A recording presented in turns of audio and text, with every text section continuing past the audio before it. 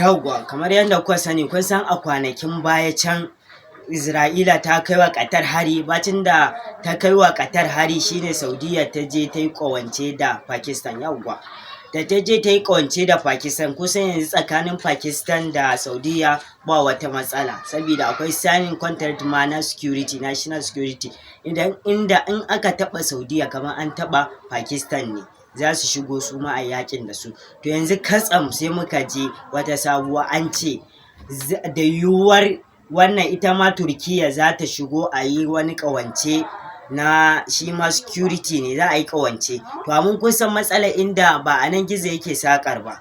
Yauwa matsalar ita Turkiya yanzu nan Urdugan zai yi alƙawari kuma yanzu nan zai warware. Yauwa shine matsalar ita Turkiya, wata ƙasa ce da gaskiya ba ta da takamaimai standard forward, ba ta da straight forward da za a ce ma ga inda ta tsaya. Saboda a wannan turka-turkar ma da an sani a cikin wasu majiyoyin an ce haddasa hannun Turkiya, dama haddasa hannun Turkiya aka kama shugaban Venezuela Nicolas Maduro.